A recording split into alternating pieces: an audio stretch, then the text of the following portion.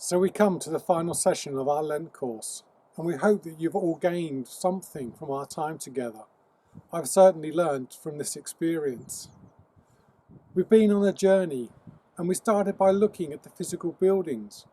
I remember Phil taking us through the centuries and the journey of life he took us on through the church building. We then looked at what happens inside the church, our worship and prayer life. Pauline gave a wonderful account of her time in ministry, both in her old church and here in West Norfolk, as part of her journey to being authorised as a lay minister. We then moved to the temperature of our churches. Yes, we all know that our churches can be cold buildings, and perhaps because of that they can be unwelcoming. But it's the spiritual temperature that is what really matters. People will notice a church that is on fire for the Lord, far more than worrying about the physical temperature. And although it might have been a tenuous link, Liz spoke to us about the fire at Wimpersham and the rebirth that is being planned, a new beginning, perhaps a more modern environment, but all planned with the aim of serving the community, but more importantly, serving and worshipping the Lord. Unity was our next theme. Jackie King spoke to us about her experience at the church in Great Notley and her ecumenical work. And we asked, how can we bridge the gap where there is disunity in the church? Building bridges and not walls comes to mind. And then we moved on to ourselves. We wanted to find the treasure within you and the treasure within me. But what's next? Part of today is about looking back over the last 5 weeks, but also to look forward. So for our first discussion, we thought it would be a great idea for each of us to share one thing that has changed in us, or one thing that has been reinforced in our thinking as a result of the journey that we've been on. It doesn't have to be earth-shattering. It could just be something small. Maybe just something that has changed in our relationship with God. But can we say that at the end of this journey that we have been on together, that we have discovered a new treasure within? Has anyone been on a pilgrimage? Where did you start? Where did you go? What happened on the way? All of our churches and all of us as individuals are on a journey, an unfinished pilgrimage. We are all work in progress. Perhaps we set out on a journey, on the pilgrimage, but faced adversity. Were we tempted to give up? Perhaps we've been fighting a losing battle. We've spoken a number of times about the baggage within us and the baggage within our churches, as well as the treasures.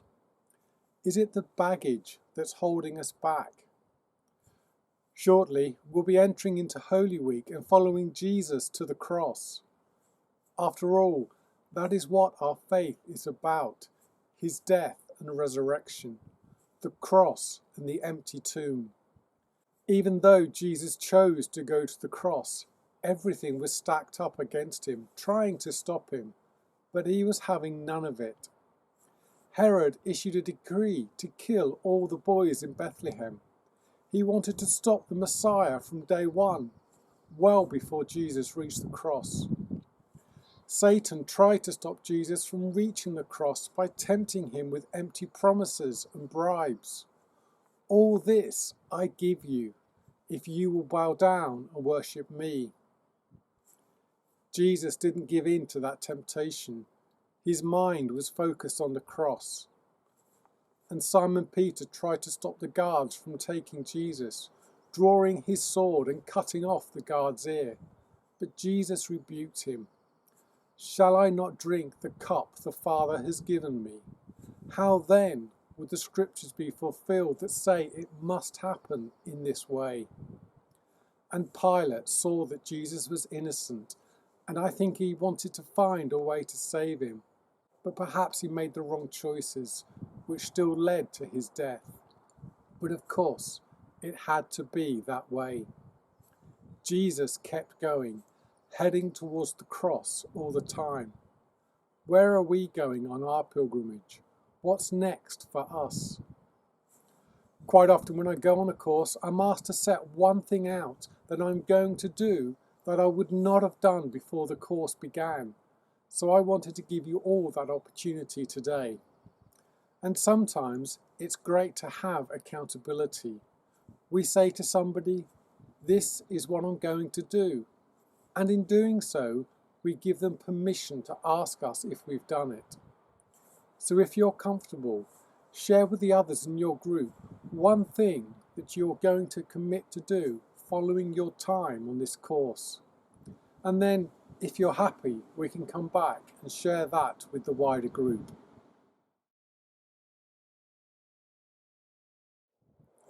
The past, the present, the future. Is the past weighing us down? Are we looking back and wanting to replicate something that's fit for the bygone age in today's context? Sometimes we have to let go of the past and set aside the baggage. What are we doing today? Have we learnt from the past? Have we sat down before God and asked him what his plans are, his plans for us, his plans for our churches? Are we prepared to go where he wants us to go, trusting in his protection? And what about the future? Are we driving our car at night, only seeing as far as our headlights will shine? Are we scared of what is further down the road because we can't see that far into the future? That's okay. We only need to know where the destination is. We don't need to see all the way. God is our Alpha and Omega, the beginning and the end. He has everything under control and we can trust him.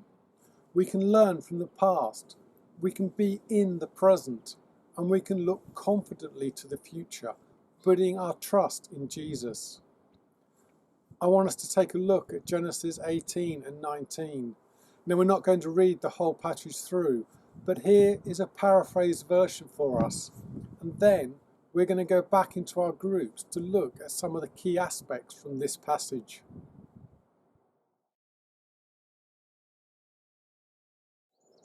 The Lord appeared before Abraham with two other men, possibly angels.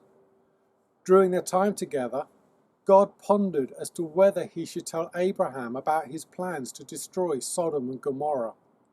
And indeed, he does go on to tell him. Then we see a grand negotiation taking place where Abraham questions the Lord. Will you spare the city if there are 50 righteous people there? Indeed, I will, said the Lord. What if there are only 45 righteous people there? Abraham asked. I will not destroy the city, came the response. What about 40 people, 30 people, 20? What if there are only 10 righteous people there? Abraham continued. Each time the Lord said he would not destroy the city for the sake of the righteous people. Skipping forward to chapter 19, we see the two angels arriving in Sodom. Here we see Lot's interaction with them. The first thing he managed to do was to change the angels' mind and persuade them to stay. During the interaction, Lot is warned to take his family away from the city as it was God's intention to destroy it.